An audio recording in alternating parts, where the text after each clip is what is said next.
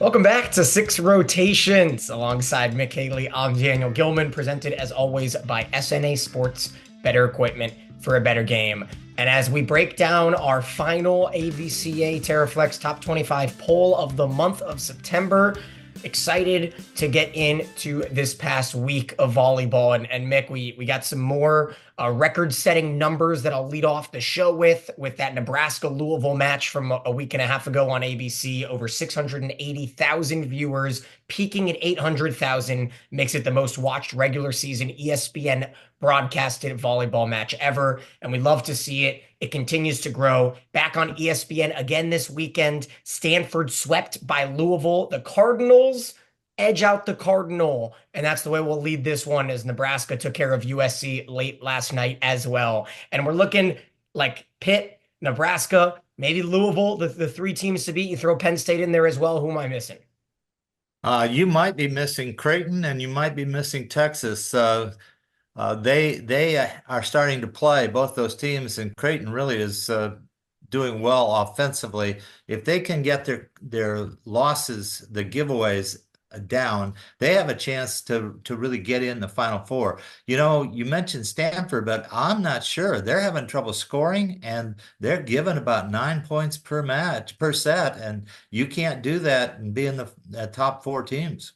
Well, I was not mentioning Stanford. They got swept by Louisville that headlined our big opening week of conference play as Pittsburgh has still not dropped a set. They swept through Georgia Tech with a 25-8 final set and Clemson as well as we look at our AVCA top teams here. And so to kind of lead the way with some of our standouts right off the bat, Mick. And so when you see Pitt, they got every single first place vote from the voters. Feels like it's a unanimous selection right now. Nebraska not far behind, but that loss, of course, to SMU, who we will talk about in a little bit. But you know what? Dropping out of that top six, top seven, top eight is Wisconsin, and they got defeated by Minnesota in 5 sets on Wednesday. And what Minnesota has done is they have now beaten Wisconsin in 12 of their last 16 at home. 18-16 in the fifth, and it feels like Keegan Cook's squad could put together a team that should be in that conversation of top 10 pretty soon. Yeah, I think they're playing much better than when they started the season, and I think Hanson has really given them a go-to person. She has stepped up, and I love the way she just takes that home run swing every time, and she's been pretty successful, especially going down the line with it. So, yeah, I think Keegan's got to be pretty excited about his team right now, and he was pumped after that win with Wisconsin. I think he said it that we haven't been very good in this building the last year and a half, and the people here deserve better, and they got it tonight. I think that was his quote. Well, as always, it's tough to stay in that Big Ten conference. You turn around, you play Purdue, the Boilermakers behind their superstar middle, Raven Colvin, 19 kills, 7 aces as Purdue beat Minnesota in 5 sets. That came after Penn State swept Purdue on Wednesday. And the Nittany Lions, the transfer from Clemson, Mick, in her second season, up there in Happy Valley, Cameron Hanna has been a revelation. You add that with Mendelson, the transfer from Nebraska, who didn't really play much last year because of injury. Those two are looking very fresh in their late stages of the college careers. But Hannah had 7 kills in the first set blowout for Penn State. They then survived against Michigan State over the weekend. But Mick, in terms of the upsets that we saw here in this past week, I want to get through a few of the big ones. And I think, no, again, Tennessee falls for the second straight week. The Volunteers lost to Wofford a week and a half ago. They lost to Oklahoma this past week. But how about Auburn? Auburn is going to work their way, and as we say it, let's look at it right now, into the polls as Auburn reverse sweeps Kentucky and then beats Alabama. They were down 16-15 in the fifth set, came back to take the last 3 points and beat Kentucky for the first time since 2010. So with Washington, Auburn, the newcomers in the top 25 as they lose Tennessee, and Miami, who fell twice to Florida State. I think Auburn had a little help with the scheduling because Kentucky came in there getting ready for Florida and thought they were going to walk over Auburn, and that didn't happen at all. Auburn has a tendency to do this mid-season every year, it seems like. They get hot, they go for 3 or 4 weeks, they upset some teams, then everybody starts counting on them, and then it doesn't happen. So let's see what happens this year. Meanwhile, tonight, today, depending on when you're watching this Tuesday night, we've got the first big showdown in the Big East Conference as Marquette and Creighton, two teams that had very different pre-conference years. Marquette struggled mightily. They scheduled very tough. Creighton as well, scheduled very tough, but didn't struggle as much. They had the big wins over Kansas and Purdue the previous week. Then they start conference play, demolishing some, nobody level teams in the Big East. I think Creighton hit like 490 and held teams to 100 this past week. Where are you feeling this momentum might swing on Tuesday between Marquette and Creighton? Well, the tendency is to think that Creighton is just going to crush them because of the way Creighton went through the preseason, and they scheduled well. They had good matches against Nebraska and a number of teams. And I made it a point to watch Marquette. And what's happening is he's running an ultra fast offense at Marquette, and it's taken them time to get the tempo right of the fast go set. But the strange thing to me is Marquette's numbers almost are identical to Creighton's numbers in the pre-conference season. I think we're going to see one of those 4 or 5 game drawn out matches tomorrow night. I think Marquette's coming to play, and I think Creighton wants to try to use their big hitters and stomp them. It'll be pretty interesting. I'm going to tune in for that one for sure. Yeah, no doubt about it. What we're going to do is we're going to have a couple giveaway potentials for this week. You might wind up with a cool waffled hoodie like this one, or a kind of a zip up sweatshirt that we're giving away. And so what we're going to do is we're gonna look for, and the email, of course, is six rotations, all spelled out at gmail.com. How many total points will be in the Marquette Creighton match? Whoever is closest will win one.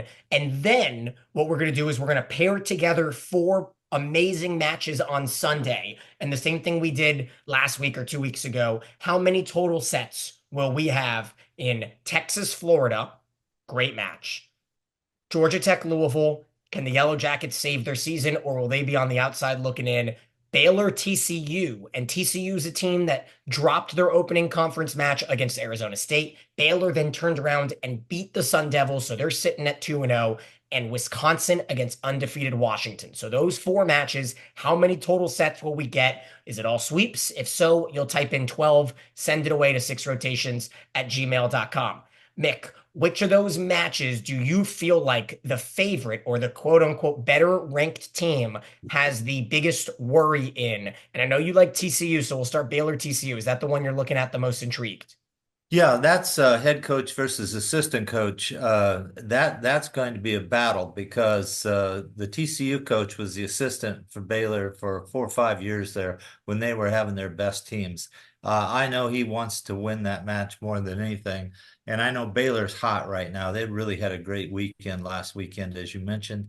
So I think that is a match that you really want to watch. I wouldn't bet on either team right now because they're both going to have their kids up. Last time they played, I believe TCU took the match. So right now, I think Baylor has the momentum here to try to get even and beat TCU.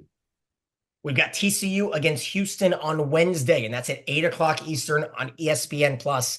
And guess what? I'm going to be on the call for that one. So go ahead and tune in on Wednesday night. I'll be out in Houston. Very excited to catch that. And then Houston against West Virginia on Friday. So a little Big 12 action for yours truly. Meanwhile, Oklahoma and Kentucky on Wednesday, and then Nebraska, Illinois on Thursday gears us into a fun Friday, Mick. And let's talk a little bit about the Big Ten Conference. Penn State will take on Oregon. Oregon's a team that I think a lot of people are still waiting to figure out what they truly are. And Friday could be a good showing of that. Oregon, Penn State, BYU, Arizona State. And then can Boston College get the first set of the season off Pitt? Probably not. So we'll go back to Oregon, Penn State and get your thoughts. Well, I think Oregon Penn State is one I want to see because Penn State's been playing really well. And in every match that they've matched up athletically, they've come out ahead so far. They have only been subdued here when a team has had more physical talent than they have. And I think they're working on that. They also are playing a real clean game. I think Pitt Penn State, both in the same state, are playing some of the cleanest volleyball, along with Kansas and Arizona State and Florida State. They have reduced their errors to below six, below seven, below six. So they're not giving points away to the other team. If the other team beats them, they're going to have to take it to them and score the points. So this is pretty exciting this early in the year to have these teams playing this clean. I'm excited for that. And we kind of, I want to talk a little bit more in detail about your thoughts of where our top three teams are sitting, because I feel like we have a Pittsburgh and Nebraska combo there at the top that is looking like a steamrolling train back in the Penn State and Nebraskas of old, the Stanfords of, 5, 6, 7 years ago, where not many people are going to stand in their way. Nebraska just absolutely demolished USC on Sunday night and on Big Ten Network and all of that. And so with that, and I want to hear you kind of describe it, we're going to look and see what the Volleyball Magazine voters, you and I are in this, and it's Pitt, Nebraska, Penn State in the 3 spot, and then Louisville and Stanford. I want to talk Pitt, Nebraska here. Who are the standouts for you that can maybe take them down? But first, where do you feel like those two are really thriving right now? Is it on defense or is it more the offensive side? Well, I think Pitt's playing both sides of the scheme here. Their defense has been really, really good. They're blocking heads up their defense. They keep the ball in play. Their transition game has been good, and they're not making many mistakes. They can go middle or they can go outside. And as Dan Fisher said, this is the first time he's had returning left side attackers and right side attackers. He's felt the last 3 years has always been somebody new coming in, and they haven't really known how they would produce under pressure. He feels so confident in those players this year. And then you turn and watch Nebraska, and they seem to be pin oriented to score points. I would really like to see them in the next month or so, see if they can't go gap to gap with their middles. That just doesn't seem to be part of the equation for them. They do it, they score 5 or 6 points. Each middle gets 5 or 6 points. But I think for Nebraska to cause Pitt trouble, they have to get both middles involved between the gaps. And I mean quick sets in those gaps and not running behind off of 1 foot necessarily. But they do score back there. And so I think that they cause each other some interesting problems. I can't wait for the matchup. And then Louisville, Anna DeBeer figured it out. She hit 300 with 10 kills. It was a very efficient performance in the sweep over Stanford. But for Louisville, and you can talk transversely for Stanford, they didn't have any production on offense. They hit 140, Louisville hit 250, and it was the Charity Looper show. And I think a lot of people were frustrated that Charity Looper was not a preseason or mid-season watch list member for the AVCA Player of the Year. And there's an opportunity where the AVCA and the committee can add her. But for the first time since the Creighton matchup for Looper, she goes 10 plus with 18 kills, hitting over 300 with a double-double, which is her 4th of the year. Is that a team that is now kind of turning over a new leaf and not having DeBeer swing 40, 50 times, looking a lot better to you? Yes, I like Looper scoring, but I'll tell you right now, Louisville loses if De Beer doesn't show up. You know, that's been the MO. If De Beer comes and she can get her kills, 4 or 5 kills per set, there Looper's going to get her kills. They're going to be in the match, and they're playing some pretty good defense besides. They have only lost when De Beer has had trouble scoring and has been high error. And so I look for all the opposing teams to not go after Looper as much as they go after De Beer and try to wear her out or wear her down. And she's a tough cookie, you know. She's carried that team before, and she knows that they're coming after her. So I'm interested to see if Louisville can't develops another way to get a few more points offensively from some of their other starters. And then as we move on down the polls, and I'm curious because, another situation where it's like Florida State is just not getting the respect. They didn't even make it onto the top 16. I voted them into the top 16 on our Volleyball Magazine polls. And then a little bit of more respect, but still number 16 in the AP with SMU at 17. I want Auburn and Washington to be in the top 16. Those were players and coaches and student athletes that I have decent familiarity with, and what Washington's doing, and obviously they'll have a chance with Wisconsin. Mick, I've got Florida State, SMU, Auburn, and Washington all in my top 16. And I think that Florida State's a team that it should be hosting come the end of the year with big wins over Florida. And now obviously the one that they were able to, or I think it was a 5-set loss to Florida. So hold on. It was no, Reply Warriors out there. Hold on. I watched that one. There you go. But then Miami is a formidable side, and Florida State is a spot that you take down Miami in 5 sets, then you have to wait for the Storm to push the match back, and then you sweep Miami. That's a really solid performance by Corey Lewis, who is another person that maybe thought that the AVCA preseason watch list could have had on, but instead they picked Head and Koenig. Florida State's got a three-headed monster. I think Auburn is a team that we're going to start liking more and more. Yeah, I do agree with the Florida State. The reason I say Florida State is they have the talent this year.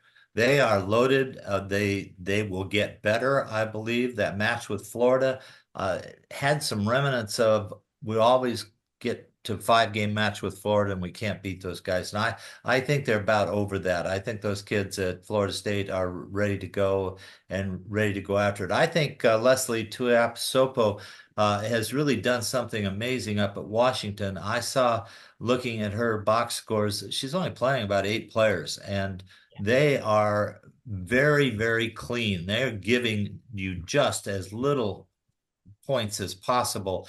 And they haven't played a strong schedule, but I believe she's building confidence. And the first big challenge will be this Wisconsin match. So I am extremely excited to see how Washington comes out in that match. Leslie, I think, has been a strong leader for that group and made sure that those kids don't lose their confidence. Meanwhile, some cool records were set where Texas beats Texas A&M in 4 sets. 9,200 fans. That is a new record for any match in the state of Texas. Pretty awesome set in College Station. Do you feel like there might be an opportunity where that record can be beaten again, or is that kind of maxing out the state of Texas there? I think they could probably fill a basketball arena. No, I think with the exception of Texas, all of the other teams are playing in bigger arenas. Maybe not Houston. I think Houston's about 8,200 maybe. I could be wrong there, but I think you're going to check that out anyway Wednesday night. But I think that there is a chance that TCU, SMU have 10,000 seats that they could fill. And they're in the hunt here, drawing fans because there's some great matches. I tell you what, the Aggies are going to be good. Jamie Morrison's got 8 or 9 returning starters. I mean, he's got well-skilled kids. They're not dynamic all-American types, except for Lednicki, the big lefty on the right side. And that's a thing he goes to a lot. But they had the Aggies going. Texas had to be really good in that match, and they were. They reduced all of the errors they've been making. They settled down. They executed the 6-2 much better than they have. Otherwise, they wouldn't have gotten out of there because the Aggies came to try to blow them out with that crowd. Yeah, and meanwhile, Florida survived a 5-setter against Oklahoma, lost to Kentucky, but it was a Brooklyn delay special. She had 10 kills in the 4th set to knock down the Gators. Do you think that Florida and Texas would be a fun one, or do you think Texas has a huge edge? No, I think Martin was 50% kill, and that was amazing to me that she could get 50 some sets just coming back and 25 or 26 kills with only 6 or 5 errors, I think, something like that. So I think that will be a good match, but I think Texas will win that match. I saw a little bit of the starting setter that played only the first set and then came in the 4th set or the 5th set. She's just not ready to go yet. But the other setter for Florida is good. She ran a nice system, did well. And I wanted to speak up about Oklahoma. That team is hot right now. They're playing everybody tough, and he's got them so relaxed. And if you haven't watched, tune in to an Oklahoma match. They've got a big right side player who's just hammering the ball. And they're having fun out there. They're slapping hands, they're laughing, and they're going after balls. And he's very calm on the bench. And so I think Oklahoma is a team you might want to check out here in the next couple of weeks. Yeah, it didn't quite seem like Alexis Stuckey was 100%, just had 11 assists against Kentucky. It was Taylor Parks, who you mentioned is Yeah, I'm the sorry, I other didn't setter, remember a Parks's name. freshman. freshman from Clearwater. Meanwhile, Oklahoma, as you mentioned, will take on Kentucky on Wednesday. So there's an opportunity for the SEC to continue to eat each other. Meanwhile, SMU swept Georgia Tech. Are the Yellow Jackets in deep, deep, dire trouble after these losses, or do you think they're just facing the really tough opponents? You lose obviously to Pitt, and you're probably going to go down to Louisville this weekend and have a tough time because Georgia Tech, they scored 36 points in the three sets against Pittsburgh. Yeah, I feel, and this is, I can't put my finger on any of this, but I just feel there's something missing right now. They are not on the same page. They seem to only play at certain times. They everybody's looking to one player to do all the work. I just don't feel like it's the same team that Michelle's had in the past, and she's I can tell she's struggling trying to get them together and get them to focus and get after the opponents. This is not the Georgia Tech teams the last 5 or 6 years. This team maybe can get it, but they're going to all have to buy in and really start bringing it on offense and on defense. And I feel sorry for the coaching staff. They're over there when they get passive, you know, they know something's wrong. They usually are up and jumping up and down and going up and down the sideline. And always watch the coaches on all the teams. That gives me a hint on how they're feeling about their team. Meanwhile, the Big 12 is pretty tight. It's pretty fun. BYU has a fun one this upcoming weekend against Arizona State, who saw a win against TCU, go away with a loss to Baylor. Kansas beat UCF in a tight three-setter and then beat Houston in a tight four-setter. I think that conference is so a coin flip, and I can't wait to watch it. It's going to be a lot of fun. Where do you feel like your gear is leaning? I really like Kansas in this conference right now, and I think they're executing at a level much higher than they've ever played before. This is maybe their best team, not necessarily talent-wise, but the way they're playing the game of volleyball. And they're really clean. They're not giving opponents more than 6 points per set. I like Baylor second. I like ASU third. I like BYU fourth and TCU fifth. But after that, I think it kind of drops off pretty quick. And I think those five are really going to battle. But I think Kansas really has a team this year that's going to hold off all those challenges.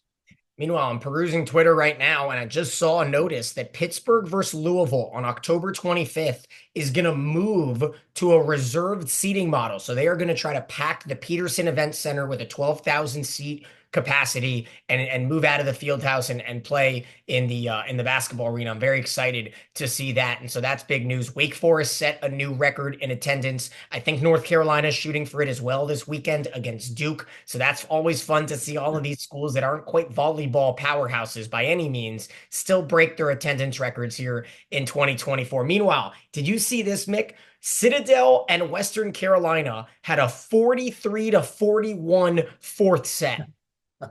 Isn't I that did crazy? not. I did not get that one. Sorry. Crazy. Citadel won the fourth to force five. Western Carolina won the fifth, 15-11. Seven different players had 20 or more digs in the match. I did a match earlier this year. I think it was Texas Tech against Northern Arizona, where there was a set with 70 digs. It was like, what in the world is going on here? And a lot of that you could attest to great defense, a lot of it to soft offense. But that was my what the heck stat of the day. But if you guys see any cool stuff and feel like there's fun things that we can shout out, go ahead and tweet it at us, email us, however you want to get in contact. We're always open to coordinating. But Mick, we got a fun week ahead of us. Creighton Marquette leads it off. I think I'm really circling Oregon Penn State to be an absolute dandy on Friday. And then, don't sleep on Washington. I think Wisconsin Washington might wind up being one of the best days of the weekend, and Texas Florida will be right up there with it. So I hope you enjoy your weekend of watching, and everybody settles in to the new month of October, where volleyball steps up and we get a full month of conference play and nothing but it. As always, he's Mick, I'm Daniel, and this is Six Rotations.